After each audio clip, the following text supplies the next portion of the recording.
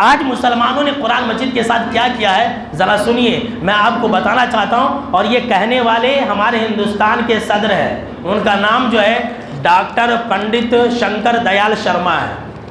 یہ جو ہے 92 سے 97 کے درمیان میں ہمارے ہندوستان کے صدر تھے۔ وہ کہتے ہیں کہ یہ قرآن مجید عمل کی کتاب تھی، ہے کہ نہیں؟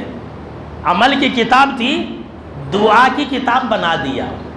مسلمانوں کا حال ہے، یہ قرآن مجید عمل کرنے کے لیے اللہ نے نازل کیا تھا، مسلمانوں نے اسے دعا کی کتاب بنا دیا۔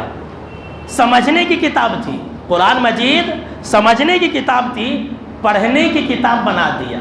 اللہ نے اس کو نازل کیا تھا کہ ہم سمجھیں، ہم جنت میں جائیں، جہنم سے بچیں، اللہ کی رضا کو جانیں، اللہ کی ناراضگی کو جانیں۔ لیکن ہم اور آپ بس پڑھتے ہیں، بس پڑھتے ہیں، 1 مرتبہ 3 مرتبہ 4 مرتبہ ختم کرتے ہیں۔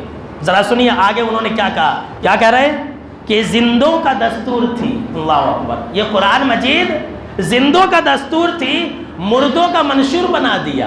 جو علم کی کتاب تھی، کتنی بڑی سچائی ہے، جو علم کی کتاب تھی لا علموں کے ہاتھ میں تھما دیا۔ تسخیر کائنات کا درس دینے آئی تھی۔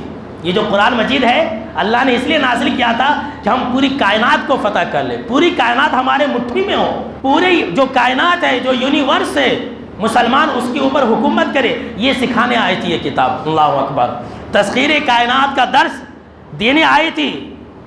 مسلمانوں نے کیا کیا جانتے ہیں؟ صرف مدرسوں کا نصاب بنا دیا۔ اب سنیے آخری بات ہے، مردہ قوموں کو زندہ کرنے آئی تھی، مردہ قوموں کو زندہ کرنے آئی تھی۔ یہ قرآن مجید مردہ قوموں کو زندہ کرنے آئی تھی، مردوں کی بخشش پر لگا دیا۔